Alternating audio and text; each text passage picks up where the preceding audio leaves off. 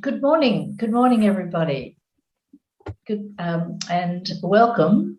Here we are to at panel 5 for the symposium that we've all been enjoying already through some terrific other panels. The one this morning is called Examining Humanistic Approaches to Health and Wellbeing.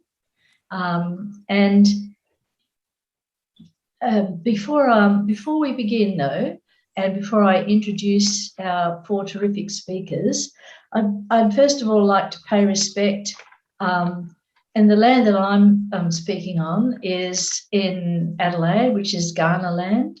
So I'd like to pay my respects to the elders and traditional custodians, past, present, and emerging, and for the continuation of their cultural, spiritual, and educational practices. And I know many of you are speaking on many other areas of country as well. So we have today a terrific panel of 4 speakers. I'm sure you've already been able to see their talks, but let me just remind you, we have Professor Will Tuladhar-Douglas and his talk on autism and Buddhism, Dr. Jonathan Page's humanistic approach to climate change, Professor Malcolm Voyce on sharing health-related data and Buddhism, and fourthly, Dr. Kwong and his topic is MARAS, application of contemplative pedagogy in medical education. I'll just remind you that the acronym MARAS stands for Mindfulness, Effective Reflection, Impactive Experience, and Supportive Environment. And it's to do with medical education practices. So we have a really wide range of topics from these 4 speakers, but the thing that you've seen they all share are scientific or science frameworks, but which are grounded in humanistic Buddhism. What I want to do first is I'm going to ask each of them a general question, and then I'm going to ask each of them a specific question about their topic, and after that there'll be time for your questions. So let me just remind you that the chat function on Zoom is there for you to be able to ask your questions. So please make them clear and succinct. Any comments that you'd like to make about the theme or the topics, please save them for the surveys which come straight after this session or in the general place to make them. We have just an hour, less than an hour now, so let me begin. Can I ask the 4 speakers, what connections do you see between your speciality, your topic, and humanistic Buddhism, especially what principles that you feel have been most valuable in shaping your work? And perhaps too, I noticed that the other panels asked this, how it was that you came to adopt these kind of humanistic Buddhist principles in your research. So who'd like to start? I'll start with you, Will. All right. Okay. I think historically, humanistic Buddhism as a movement starting in China in the late 19th century and developing through the 20th century was unusual in its very direct rapprochement with science and a kind of high modern understanding of science. And I think that's been an incredibly constructive encounter because it has forced, on many occasions, very difficult shifts in traditional Buddhist thinking.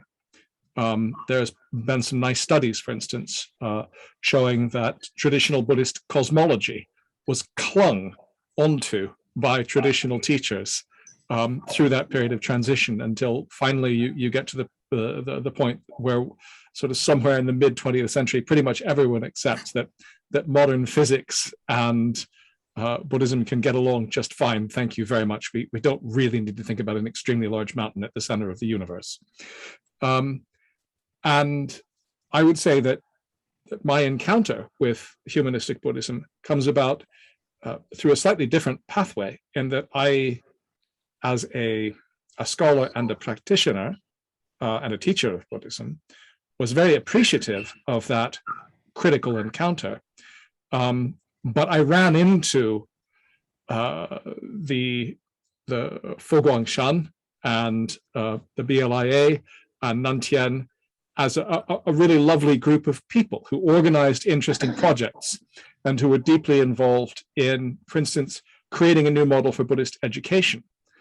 And it really was that kind of positive social impact that made me warm enormously to this broader community of people.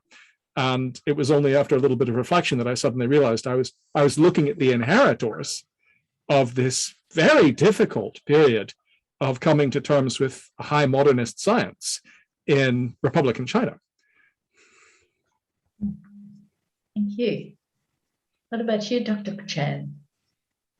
Would you like me to call you Kwong or just Chan, call me Dr. Kwong? Chan? Just call me Kwong. Oh, okay. A lot of thoughts went through my head. Like Will said, humanistic Buddhism started in China by Tai Chi Dashi, and it's, for me, when I reflect on my journey of humanistic Buddhism, as you all know, that Kwong has been founded for 55 years. Kwong was founded 5 years before I was born. So being a Malaysian Chinese, I was exposed to both the Kwong way of Buddhism and also the traditional Buddhist that's already existing in the Malaysian Chinese community. And the biggest difference that I saw, especially when I grew up and left Malaysia and started studying in Taiwan and had more engagement in Kwong, is how the Grandmaster's vision that Buddhism is supposed to be Buddhism that belongs to everyone, Buddhism that's not in the mountains, not in the deep forest, but Buddhism that's in everyone's house, in everyone's heart. And every so often when I have any doubt, I look towards his teaching that's always really clearly and understandably explained. And the thing that really changed my life was after I finished my medical degree, I decided not to be a doctor. I managed to do my master's degree at Nanhua University, which is one of the first universities that was founded by Kwong in Taiwan. And full scholarship, no strings attached. I did my master's degree in life and death studies and became a thanatologist and now a medical educator, which graduated over 1,000 medical students in Australia. None of this would have been possible if Buddhism was not the way how humanistic Buddhism is being applied. Because the master decided to walk out of the forest, walk out of the deep mountains and engage the world and create institute like Tien Institute, create platforms to engage. So for me, humanistic Buddhism is not a theory, is not some teaching that's in the book. It's a lived experience that I benefit from and continue to benefit from. And I cannot describe, I really, really can't describe how I feel even at this very moment. All the changes and the difficulties. Okay. We're so bound by so much tradition. And the master just keep breaking them. He broke all the glasses possible. Like, just imagine that in the Buddha Memorial Museum, you have female equivalent of Arahant statues. It's unseen of in any part of Buddhism. That's what he does. He breaks glasses, ceilings, all sorts of confinement in the aim of promoting Buddhism, in the realization that if we don't do things differently, such good teaching will be lost. Mm-hmm. Will be lost. We are fighting the tide. Do not be a moment. I hate to make the comparison. It's like climate change. We need to do all we can to keep going. Otherwise, the future is very dire. So I apologize for being emotional because this is very close to my heart. Thank you. Oh, thank you. Wow, thank you very much. And so you mentioned climate change, so I'll come to you, Jonathan, and your response to that question. Well, I can only reflect what Kwong said, and I too feel emotional, and why not? I guess I've learned in the last 20 years the importance of emotions and carrying emotions close to the surface. And I guess one of my favorite emotions is sadness, which I carry just beneath the surface so that it's relatively easy to become tearful because through that one engages with other people. If one's in the business of alleviating suffering, then you have to interrelate with people emotionally. So I strongly support Kwong, and I too feel there's so much to be emotional about. I guess I encountered Humanistic Buddhism in the hard way. I've been immersed in oncology and palliative care, so treating patients mostly with advanced cancer and their families and communities for 40 years. And, without a lot of emotional support in days gone by and still today. And so I had a major meltdown, I suppose 20, 25 years ago. And I found the current biomedical system that operates the health systems in the West and most of the world, in fact, were completely inadequate. And so I was abandoned, and it was only through Buddhist practice, which I rediscovered, having embraced it early in life, that saved me. And then I could see that I could then apply that to my work, and it proved excellent. It proved so wonderful in being able to talk to people honestly about their illness, and many times about their shortened survival and the certainty of their death in the very near future. And that's often not done. In fact, it's very frequently not done. People are not told. And so I now apply that. I guess if we move forward to the present 10 years, it took me a long time to really become immersed in the realities of climate change. And I'm very disappointed in myself that I didn't see it, because like 40 years ago, I was really reading Paul Ehrlich and the planetary population issues. So now I see, and that's what I spoke about, and I'm applying what I have learned as best I can to what confronts. And as Buddhists, we have to confront the reality that it is very likely that there will be major changes to society and radical changes and deconstruction and collapse of society. And so what can we do? There will be so much suffering. We need to begin to become novice bodhisattvas, essentially. That's our role, and that's the role of Humanistic Buddhism, is to treat people within the realms of their humanity, not forgetting other species, not forgetting the species upon whom we depend for our life. Thank you. Thank you, Jonathan. And then to you, Malcolm. Well, thank you. Thank you for the opportunity. Yes, I first encountered Buddhism in the 1970s. And then I went on to study for my PhD in Buddhist studies at SOAS.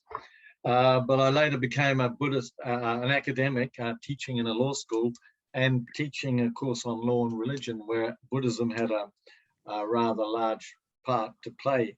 I saw my role as examining some of the paradigms which had been uncritically accepted, like the centrality of rational reasoning. So bringing these ideas to the students. So my path, intellectual path in Buddhism was slightly different. I've always been very interested in the ancient Greeks, and of course the different interpretations of the ancient Greeks led me to a man called Pierre Hadot, and later on, of course, to Michel Foucault, where I became interested in Foucault and Buddhism.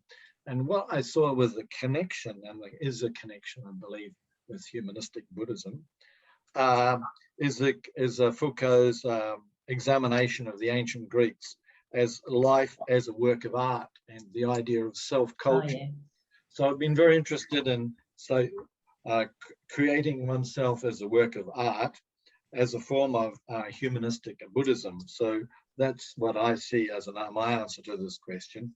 I see this re-examination of ancient Greek thought coming into relevance in this troubled time, and leading us to critique dominant forms of knowledge and in another way, we might say to create a new epistemology. So thanks. Well, that was a terrific round of thank you to everybody. What a good way to for us to situate this panel, particularly given that it is about the humanistic approaches to well-being is what is part of our title, health and well-being, I think, and in a way you've all started to talk to that. What I'm going to do now is just ask a specific question of each person. So I'll start with you, Will. I thought I'd ask you what components of on the autism spectrum that, and in answering this question, would you just give a little summary of your presentation, which was so interesting, but on levels of autism, how do they interact and contribute, do you think, to the living practices of humanistic Buddhism? Thanks. Well, so to summarize that paper, I was using a technique put forward by a very interesting thinker named Karen Barad, who How do you spell argued that? Barad, and she's a physicist who decided to do social theory, and she proposed that we should look at refraction and things like the double slit experiment coming out of the wave-particle duality. She proposed that we should use metaphors like refraction, which have a really solid grounding in physics, as a way of thinking about how we study phenomena that we want to put next to each other. I was trying to use some of her ideas of how you take two things and point them at each other and see what kind of interference patterns you get. And the two things I was looking at are a specific problem in the study of autism, which is this idea that although in the historical literature, autistic people are characterized as being emotionless, having no theory of mind, being unable to perceive emotions in others, research for at least the past 10 years or longer has shown that a very different picture is warranted, which is that autistic people do in fact have a very rich sense of empathy. They pick up on emotional cues and body language signals constantly. They may overreact to them, but the way in which they respond to them is very different to the way in which non-autistic people do. And the result of this is that autistic people have a kind of emotional rapport with other autistic people, and non-autistic people have what we call kind of the dominant neurotype, neurotypical social behavior. And so it makes perfect sense, of course, that someone who is neurotypical would look at an autistic person and say, no emotions, they have no idea what we're doing.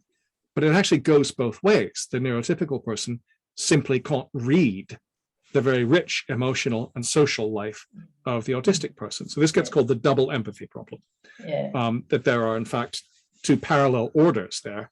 And I was taking that and setting it down next to a specific meditation technique in Buddhism that comes out of 8th, 9th century Sanskrit Buddhism, a meditation practice where one very carefully focuses on empathy by imagining oneself as another person viewing oneself.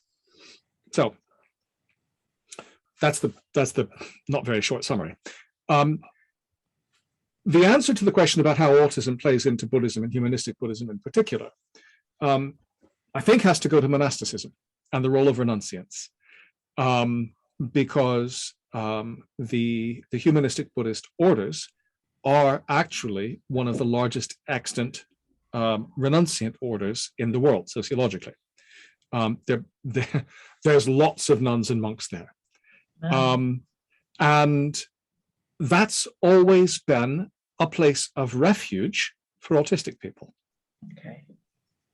So in simple sociological terms, you're going to find that the existence of a renunciant sangha and different variations of that, certain kinds of lay renunciation, form a social pocket, a social role that, with its ritualization, with its emphasis on routine, with its emphasis on responsibility and clarity, is something autistic people can do very well and serve society by doing. That's a first stab at it. Okay, that's terrific. Thank you. Wow. All right. To Malcolm, it's in relation to your paper on health-related data and Buddhism and sharing that. The question I want to ask you is, because traditional Buddhist medicine is often complex, personal, narrative, and spiritual, it doesn't generate data in the sense of present-day science. So do you feel that there's any record in any case that could be shared between the two kinds of ways of looking at data or experience? Well, yeah, thank you for that excellent question. Yes, look, having been to Thailand and visited hospitals, look, and read the medical literature on Thailand, which I concentrated on, I acknowledge that there is a dual medical system in Thailand. Dual isn't perhaps the right word, interpenetrating, but at least there's some kind of dialogue. Obviously, the Western form of medicine, whether you call it biomedicine or medicalization, I've sort of caricatured it to some extent for the purposes of my paper. So the question is, does the Western biomedical system, however conceived, incorporate Buddhist ideas of medicine, which are very fluctuating and depend on time and space? Of course, there's a traditional Thai medicine, like there is a traditional medicine anywhere. And in Thailand, of course, there is a reliance on divination, acknowledgement of subtle bodies, and a different physiology that comes from, I suppose, an influence from Chinese medicine, Ayurvedic medicine, and or even Thai traditional beliefs about the body. So I firstly acknowledge that this is to some extent excluded within the medical system. But of course, at a popular level, people believe in different things. Although, of course, people, when they have cancer or something or whatever, they do rush off, firstly, mostly in Thailand, to the dominant system, because they have all the technology there, which people hope will cure the cancer. At the same time, they might embrace a more traditional way of thinking, which is, well, for lack of terminology, as we could call, outside of the biomedical system. So how would we review, or how would we research this this alternative medical system, for lack of a better expression? Well, it's a very difficult question, because empirically, scientists collecting data, we all know the rigor of ethnology, collecting empirical research, cohort groups of sufficient numbers, etc., etc. And you have to acknowledge that this will cut out a lot of traditional ways of thinking. That would depend on how the question is formulated. So I do acknowledge that it is difficult to express this alternative way of thinking. You might say perhaps a new epistemology is necessary. And, I see that research as sort of ongoing, looking for a new way of incorporating these forms of knowledges, which to a large extent are obviously cut out of sufficient recognition by lack of research into these alternative ways. So thank you. Thank you. You think the principles of humanistic Buddhism would contribute to developing a new methodology? Yes, I certainly do. Leaving aside how we may conceive a humanistic psychology, but if you look at Buddhism as a way of encouraging personal growth, our spiritual values, you would see that humanistic Buddhism would encourage the development of a new approach to what we might call, in a very loose way, Buddhist medicine. Okay. Yeah. Thank you. My question to you, Dr. Jonathan, is, and here we are, this is the beginning of the second week of the COP26, so your paper on climate change is very timely, but given the how tough it seems to be to get people, get this addressed in an effective way, what do you suggest? Do you think humanistic Buddhism might have to offer to helping us find ways to actually address the question really? It's so necessary, but in effective ways. Well, yes, I do. I don't see many alternatives, if any, right. Because we've multiple tasks, I guess. It takes with relatively little time ahead. Firstly, we have to live our lives in the present moment, and we have to encounter people and learn as much as we possibly can to define what we need to do. As a medical practitioner, and I guess a novice bodhisattva at the lowest level, I'm mindful of the suffering that people have. Now, we know that young people in particular are suffering enormously when asked in virtually all countries. They are suffering, and they tell researchers. So they are suffering, and that's awful. It's not acknowledged by the older people, certainly not by the white patriarchy that dominates the world and dominates business.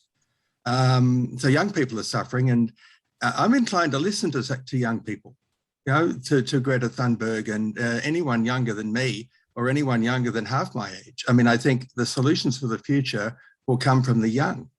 They will also come from the Indigenous folk. And I guess my great teachers, I guess in the last 10 years have been Indigenous folk, young people, minority people, and now, I guess, since hearing Will's talk, I'll pay particular attention to what are called the neurodiverse people, or grouping that I have not fully acknowledged. And I find that exciting, that there can be these groups of people, groups of humans that have so much to give that I did not realize were there. It's like finding a seam of gold. So there's much to be done, but I would say with humanistic Buddhism also is addressing the reality as best we can. I mean, if I'm talking to someone who has a diagnosis that's potentially terminal, and you could say, well, humanity is in that predicament. It's not certain, and we'll do all we can. But normally in patients with cancer, they at least consider the possibility of dying early, but you would not know that unless you ask them. Unless you have this diagnosis, you're going to have surgery. The surgery may well be successful, but you consider the possibility that you may die. And virtually always they say yes. Yeah. I think it's important to talk about that. And that is Buddhism 101. It is so important. The Buddha and the great lamas have always emphasized the importance of meditating upon your own death and the phenomenon of death. And the way things are. I might follow that with a question from the audience, or the participants of the audience as well, from I think it's Suzanne Chow. And the way they phrase the question, Jonathan, is like this: can I please ask how we practice right mindfulness and the Eightfold Path in face of the fear of climate change? It's an inconvenient truth that's been raised so much over the years, yet so little action is happening. How can we, and you're speaking to this now, but how can we, especially the youth, face the future with such great uncertainties? Well, I guess I'd only say that this is the blessing of Buddhism.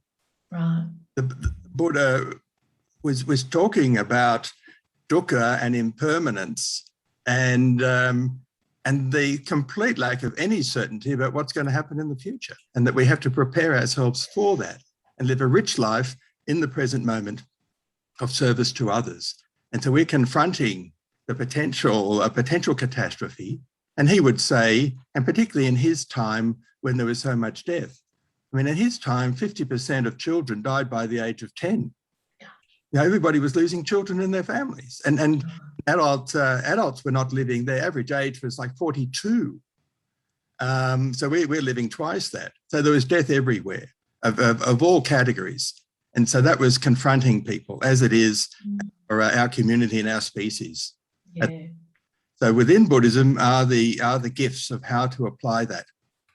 hence meditation on death, on impermanence, uncertainty, on dukkha, anatta. These are all provide preparation, and then, of course, we can follow the Eightfold Path. The Eightfold Path is to be applied in real life, where we're confronted by the spectre of fearful occurrences. Yeah. That's the beauty of it. It prepares us as a community. So then, thank you very much.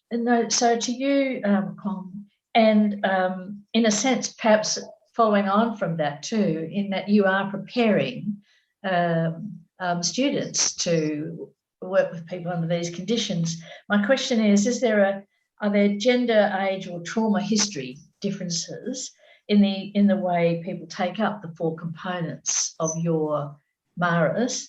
Both the rate of the way it's taken up and also how much of each of those people are able to take up as well. Thank you. Thank you very much for the question, Suzanne. So I'm actually, but also belong to a small team of academic in Griffith, and we generated a guideline for trauma-informed teaching because we're well aware that what we're teaching could potentially traumatize learners. So there is actually a framework around how do you approach, how do you have those discussions with the students. Like, for instance, Jonathan, death and dying is pretty much the topic I teach in the postgraduate medical program. So it's pretty much the topic we do in year 4. So year 1, we talk about basic communication, and as you say, emotion. I really like how he described that sadness is something that we keep really close to our heart. And I always say that if I don't laugh, I would burst out in tears because there's so much sadness in this world. It's not about masking, it's about taking a more step back, relaxed way in continuing to dance with the uncertainties. So we prep the student from year 1. So we give them all the training on basic communication skills. We also introduce them to self-awareness, a lot of self-awareness. Because Maris, impacting experience is what we always think about when I design a teaching experience. What is the impacting factor here? What is it that we're introducing that's going to shake the students' world a little bit? Just a little bit, just jinx it a little bit. Like, for instance, we start in orientation day. Like in orientation day, they all rock up, bright-eyed, bushy tail. I'm going to be a doctor. I finally got into med school, yay. And then through the orientation, we will then say, okay, everyone, welcome. You're really well done. You got in. Please watch this video, and we'll have a workshop 2 days later to consolidate your orientation experience. The video that we get them to watch is called In the End. It's about intensive care. It's about unnecessary life-prolonging suffering of patients because of the way Western medicine is being practiced. Oh, so wow. Every year in the orientation discussion committee, we are faced with discouragement. People would say, why are you doing that? It's their first day. It's their first week. You should let them enjoy to think that they all these amazing things. And we were like, well, honestly, the biggest clientele are the baby boomers. Geriatric health is a huge thing for them, and death and dying is going to be a huge part of their practice in the future. So we do that. We drip fit that throughout the whole program. And at the end of year 1, we put them on to breaking bad news. They literally have to sit down and break bad news to simulated patients. And the scenario is written in the way that they can't hide. They cannot hide. There is no magic remedy. There is no procedures. There's no further investigation.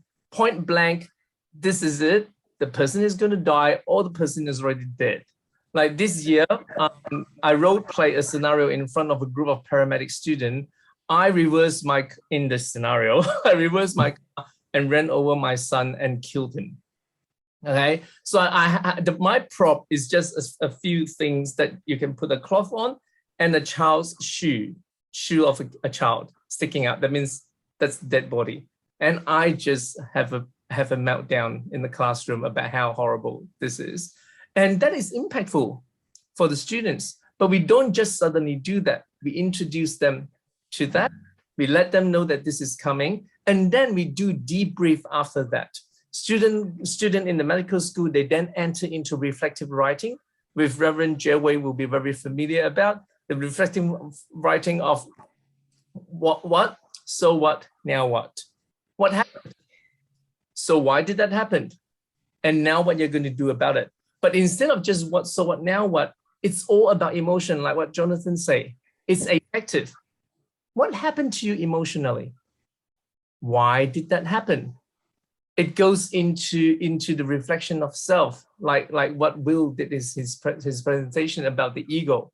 Why am I reacting to this? What is being touched? How does the typical people and the autistic people each have their world will? When the world will clashes, emotion is actually the signal of the clashes of the world will, which is the key for us to go deeper to understand where we're coming from. So that's how marriage work. Impactive experience, affective action, but that can only work if you have mindfulness. If you're mindful of your emotion, like just now when I was talking, I knew it was coming. I felt it.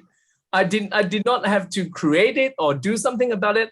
I just need to go into the zone, and that is what I felt, and I knew it was coming, and I shared that. I'd be vulnerable because I regard this online symposium as a safe and supportive learning space, as a safe and supportive group. You won't be here on a Monday morning if you do not feel like this is important or this is something that's close to your heart. So we need things like that. This is also answering one of the earlier questions. You need to stick to people who are on the path towards improving this world, dealing with the uncertainties. Because I'm sure when you walk away today after this 3-day symposium, you feel charged in so many different ways. And then we carry on trying to manage unmanageable and trying to see where we put hope. Jonathan's slides about hope, like where do you put hope? So that we do that, we inform the student, we support the student, we give them debrief, we give them to go through their effective responses, and then we continue to support them and we improve the intensity as they go. And just before they graduate, the last question we ask them is, are you ready for your first clinical death? How are you preparing yourself for it? Because it will happen and it's not your failure, it's just part of your job. And this is part of our reality. Thank you. Well, thank you. Yes. In a way, that kind of answers one of the chat questions, but I'll just and I think I'll move back. I'll shift back away from it and come back to an earlier question that we've had, and this one is back to the question on climate change, and the questioner is Deb Carr, and she talks about how OECD countries do have a higher rate of carbon. She puts it as carbon footprint or carbon emissions, I guess you'd say. What have you found in terms of, say, the dominant, this is to you, Jonathan, dominant religions of OECD countries in particular that sometimes discourages, do you see them as discouraging climate action? And could the impact of those religions in those OECD, one of them, could that explain the higher rates of carbon emissions, do you think? Or contribute to an explanation anyway? Well, it's complex. I guess I don't have the sociological and religious study background to know, particularly in a time where the degree of religiosity or belief, true belief, is diminishing in many countries in the OECD. So it's highly complex. I guess I could say, since we're in a dire circumstance, religious belief has not done enough. At the very least, some religions have have a deep ancient theme of the inevitability, which you could call their philosophy of end of days, of eschatology. So they have in Christianity, it's quite well described that the world will come to an end. and certain phenomena will occur. And so that can, I imagine, could lead to an acceptance of climate change and destruction. I think even Buddhism has an element of eschatology. But at the very least, from the humanistic point of view, my direct experience is with Buddhism and the way Buddhism began 2,500 years ago. And it's focusing on the problem that we have at the moment, where we're just looking after one another, understanding the nature of reality. At the moment, I think mostly we're living in a collective delusion about the world and the pretense that we can develop progressively. We can exploit the planet more and more and more and be unaware of the natural world. So this is living within a total delusion. And so Buddhism, I think, is best placed to crack that delusion and what the nature of reality is. I find one way, I think Indigenous folk are certainly not deluded in my view. So they provide a refreshing view of the true nature of the world, and particularly their sustainability over millennia supports that. I think young people are not as deluded as old people, particularly old white males, and other minority categories. Patience, I should mention, and I was really moved by what Kwong just said, that with patience teaches so much, particularly patients who are towards the end of their life. And this may be older folk. They're more inclined to talk authentically. And I just love listening to them. And reality just cracks open. And I just see the most important thing is my relationship with that person in that moment. And that's what it is. And that's really my capacity to do that is thanks to Humanistic Buddhism. I wonder if you are, yes, Will, would you like to continue? I mean, as someone who's spent far too much time doing social theory of religion, with that question, I think what I would want to do is step back for a moment and ask briefly about Roman religion, because the Romans did have a great deal of what we would presently call religion, although it wasn't one of the great world religions, and they spent a great deal of time studying augurs and reading horoscopes, worshipping minor deities. And once you accept that that's a religion, you then step back and ask yourself, what do you see on a television screen in an airport or in a waiting room? And what you see rolling across the bottom of that screen inevitably is the stock market index. And so we draw this distinction. We say these things are religions. So there are things that are called religions, and we're going to call those Islam, Buddhism, Christianity. And there are other things which we protect from that label.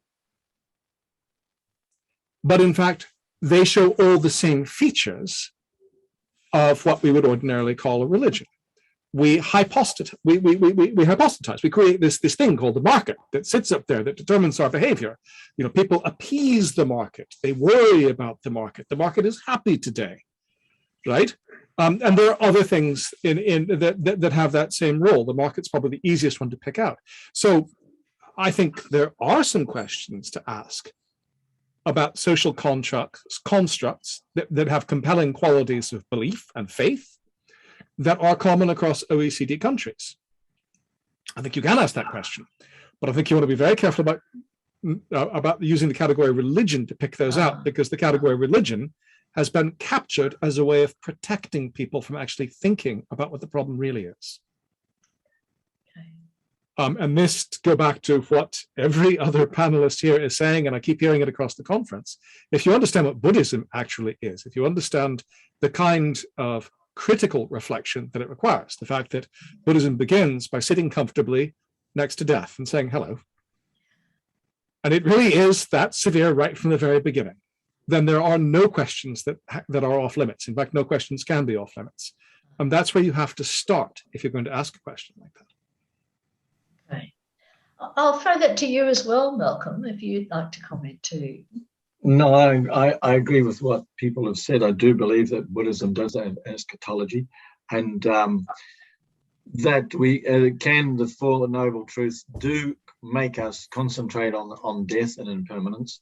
And I think the Four Noble Truths is a very good place to start. And if you apply those kind of reasonings to the climate crisis, to go back to Jonathan, you certainly have a therapy or a way of cracking the nut of anticipating and realizing what the present situation is and how dire it really is for the planet. Yeah. Thank you. Yes. Did you want to add anything as well, Kwong, to that? Okay. So I'll just go to a more sort of like climate change has been a big focus here this morning, but just each of you have addressed related problems to the issue of health and well-being. So I wanted to ask you about the challenges of, if you like, the complexities of having gender, indigeneity, race, disability, and class, I think, poverty. They create sort of complex nexuses, or they come together that in ways that how do you think that those complex intersections are addressed in relation between of the humanistic approaches to health and well-being? Did I make that clear? So I'm asking about, we're not just talking about a sort of totally neutral human beings as such, but human beings who are really where there's, if you like, almost structural complexities of gender, race, class, poverty, disability, age, and also geography, I think, is becoming more and more apparent how humanistic Buddhist approaches can incorporate those intersections. I'll start with you this time, Kwong. Yeah, I thought I have a crack at this because the Grand Master, when he described Humanistic Buddhism, he said this Humanistic Buddhism is what people want, what is true, and what is of beauty. So I guess when you go to the temple, you see what does the Buddhas and the Bodhisattvas do? They sit there and they listen. You don't see any Buddhist statue jumping down, trying to do anything. Like mostly they just sit there in true peace and they listen. Because when you're raising the question, I was just thinking that how do we teach medical students to do that? We teach them by letting them know that you do not know anyone. You have to listen to your patients. You cannot put people in boxes. You cannot categorize them. You cannot generalize. There's nothing. You do not know anything until you talk to your patient. And even the patient that you spoke to a week ago, you cannot assume that it's still the same person. So it's pure impermanence in practice. The only reality is what's happening at the here and now. And by understanding that, you then how you can best support this person. So in the scenarios that we develop in all our teaching with the simulated patients, we purposely bombard students with all sorts of different things. So a few years ago, I even got transgender simulator patient coming in, sitting there, having a chat with the student, medical student, my first appointment in the GP clinic. And then the question is, so what can I do for you today? The student asked. And this beardy guy would say that, well, I was traveling and, I actually, got lucky while I was traveling. Lucky, and I'm not sure if I'm pregnant.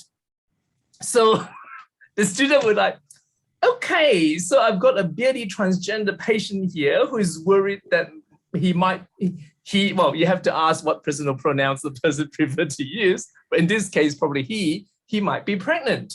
So these are the things that we introduce into our teaching, bashing the student out of thinking that they know what is going on.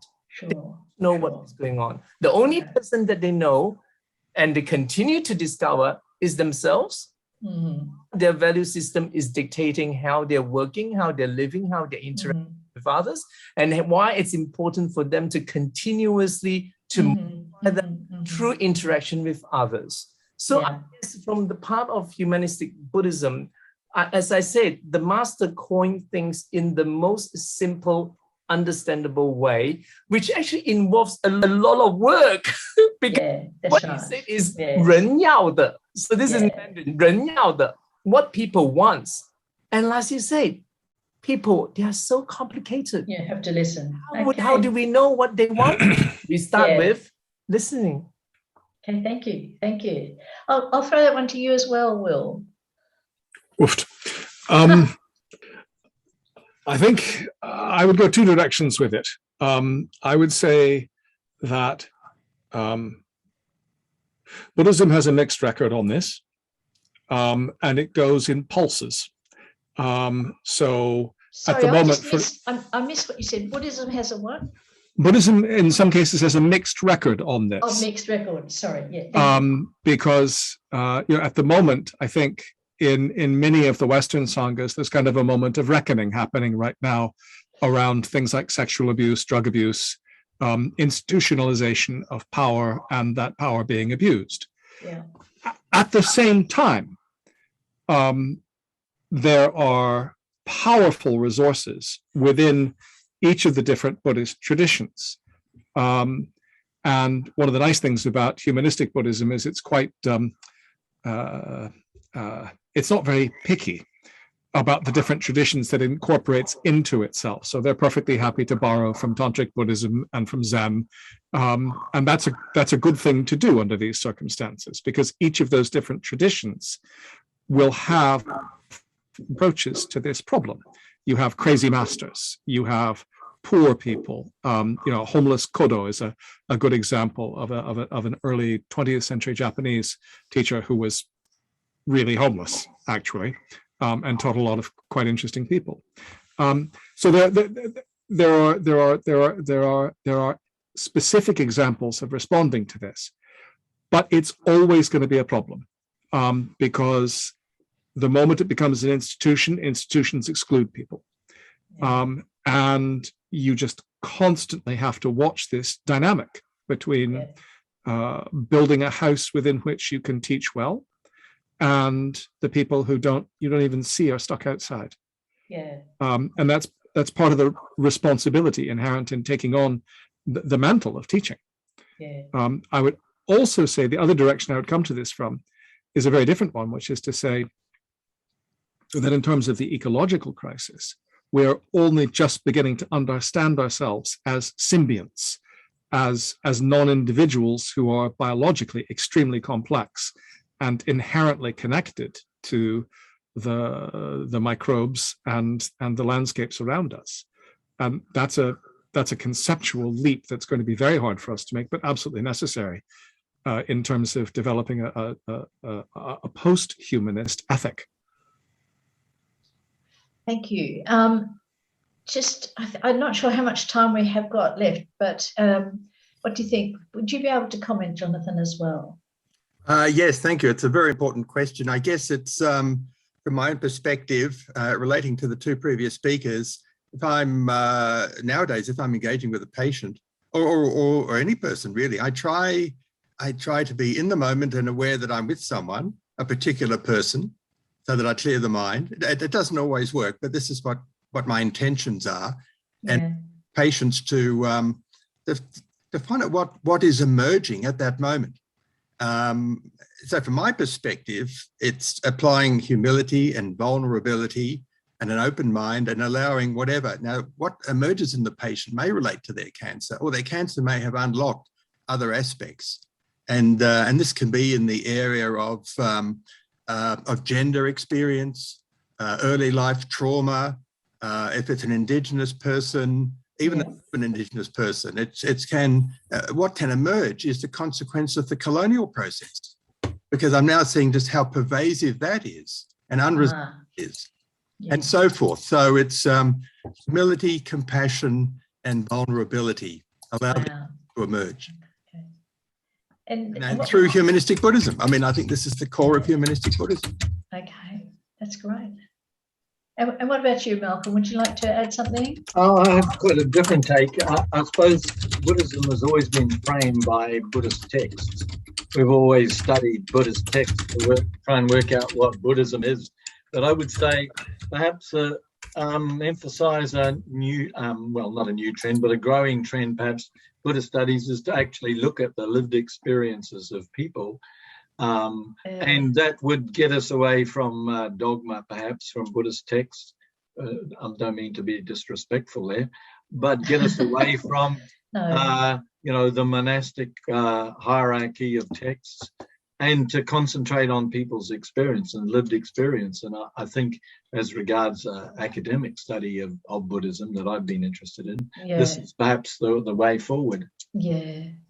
And finding ways to for us to all be able to see and hear those differences. So you know, you think that you're listening, but if in fact the lens is not complex enough and doesn't see that actually there's poverty in the mix or colonialism in the mix, as you were saying before, Jonathan, then you know, we need to learn to see. And I think what you've all been doing is offering some really detailed examples of how the Humanistic Buddhist approach contributes to helping us do that. And I think we must, I think we're just coming up to, we've got only a couple of minutes left, but I think that's right.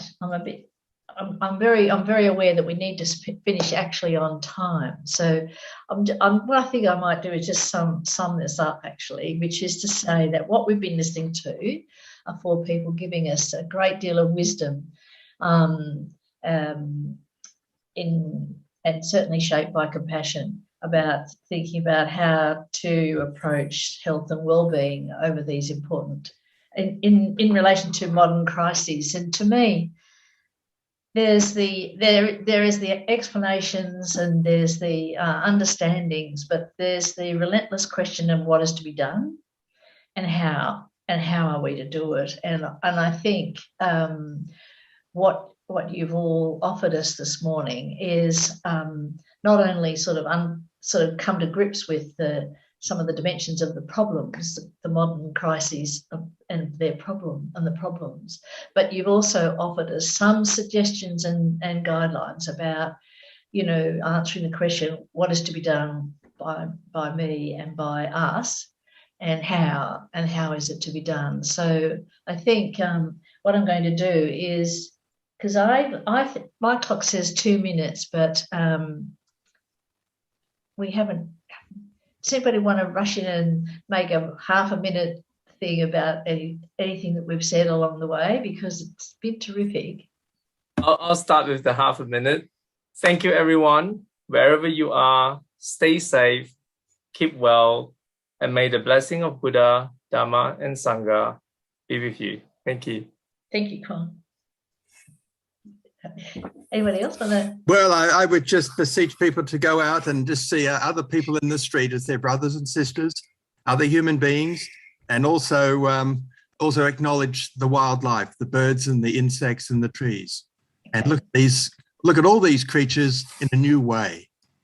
Thank you. Thank you, Jonathan. And Will, there you are at midnight.